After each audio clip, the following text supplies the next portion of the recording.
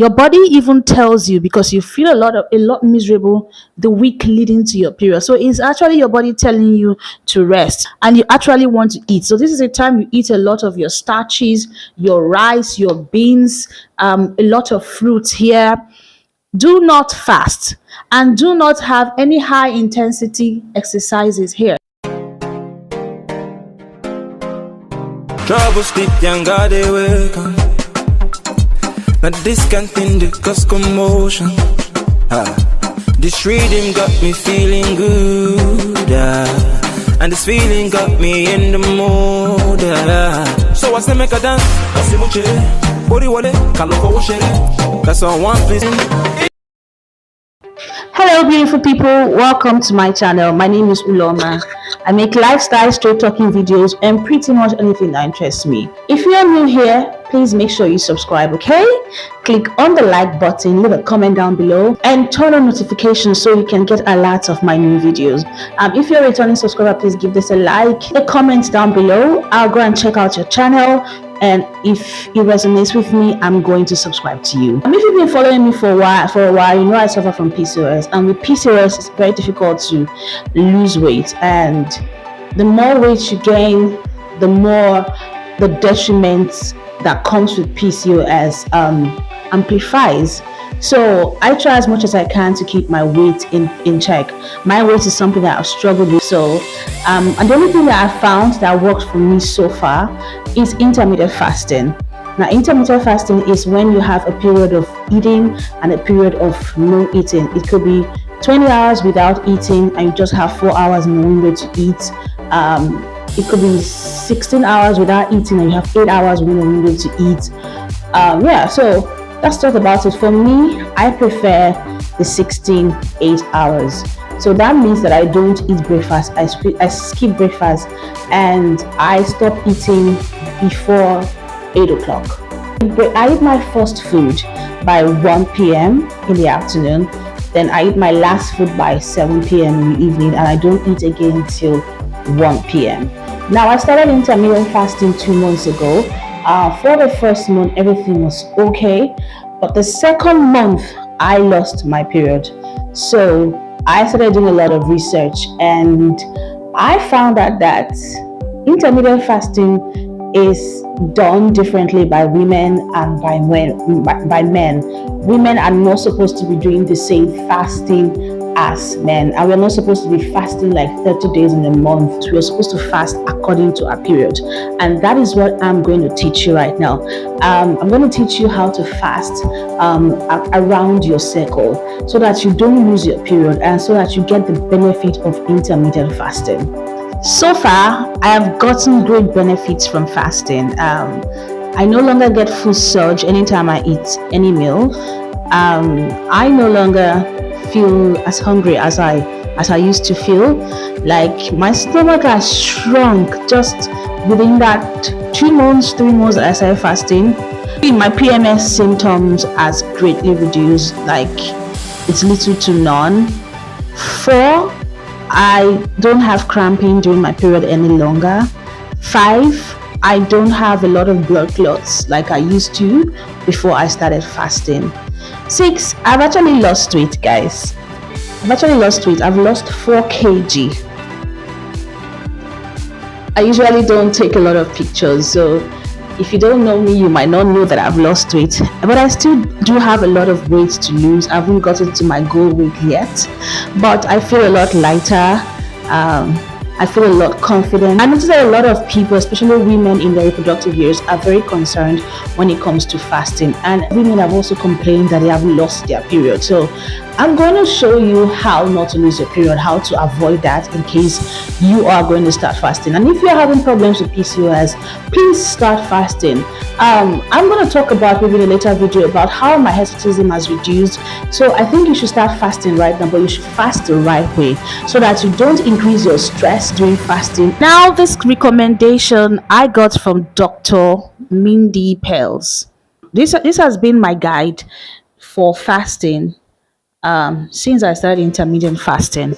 Now I'm going to teach you exactly what she recommended and what has worked for me. And since then, I haven't lost my period. So, for you as a beginner, not to lose your period during fasting, I think you should follow this pattern to get all the benefits of fasting. Now, I'm going to follow a 28-day cycle, which is my cycle. My cycle is 28 day. I bleed for 5 days. So day 28, which is your first day, to 1, 2, 3, 4, 5, 6, 7, 8, 9, 10, 11. Okay, 10.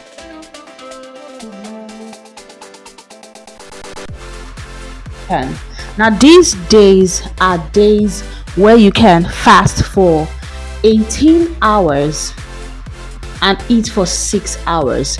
This is the day that I practice these are the days I practice my normal intermittent fasting. And there are benefits to these days. It's because it's very crucial to keep insulin low. And when your insulin is low, estrogen thrives. And estrogen is needed to prepare your uterine lining for pregnancy. And after these days, ovulation follows, so your body needs to be well prepared for pregnancy. So the benefits of fasting for these days is that obviously insulin is low. I get little to no blood clots. I do not get cramping on my period, and I generally feel good during my period because fasting gives me like a sense of euphoria. I think it spikes my feel good hormones, so I don't feel miserable. This time, especially the first 3 days, are usually the most miserable days in my cycle. But right now that I'm fasting, I don't experience any pain at all. Maybe the first day a little bit of cramping, that's all I get. Before, the pain used to be excruciating that sometimes I throw up. Sometimes I do not get out of bed for these 3 days. But right now, I can function as normal, and I even function with a high. And this is also the time where you get the most benefits of fasting, when you get all the healing properties of fasting. For people who have cancer, this is the time where your cancer begins to heal. I practice normal 18 to 16. Now, days leading to your ovulation, where all the hormones start coming in, your testosterone, your progesterone, your estrogen. These days, they are very good to take it easy. You reduce your fasting time. You may also fast at this time, but reduce your fasting time because progesterone does not thrive when there is an insulin spike. So you're careful not to spike your insulin at these days. So what I do is I reduce the hours of fasting to 13 hours, sometimes even 10 hours. I fast for 10 hours, then I have other days as eating windows. I have my eating windows a lot longer, 12-hour eating window. So I have my snacks here, but I still watch my calorie intake. I don't go above 2,000 calories during these days. I still watch my calorie intake, but I do not want to go into ketosis, while fasting, because ketosis actually spikes your insulin level and it's not good for progesterone. Now, day 17, 18, 19, 20 to 21. These are the perfect days for long fasting. So if you are a fan of long fasting or water fast, these are the days to do a 24-hour fast, sometimes a 48 hours fast. And this is the time when I do my bone broth fasting. Bone broth helps repair leaky guts. This is the time where you can actually take a lot of probiotics, to repair your leaky guts. These are the time. So you can go 24 hours, you can do your water fast here. It doesn't have any detrimental effect on the whole cycle. Now, this is the most crucial time of your cycle: 22, 23, 24, 25, 26, 27. This is the week before your period. And this is generally the week of rest.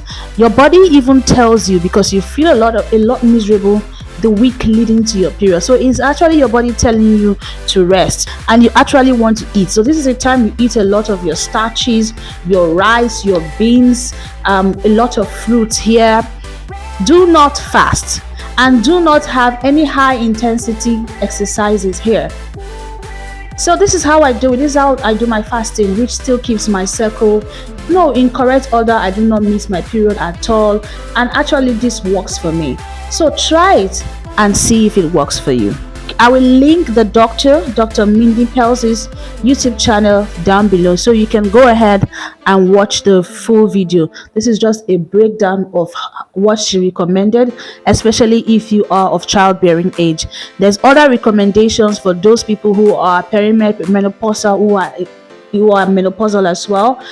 You people fast a different way from us that are of reproductive age. So I hope this helps. I'll see you in my next video. So if you have any questions, please do not hesitate to give me a comment down below. So I'll see you in my next video. Bye bye.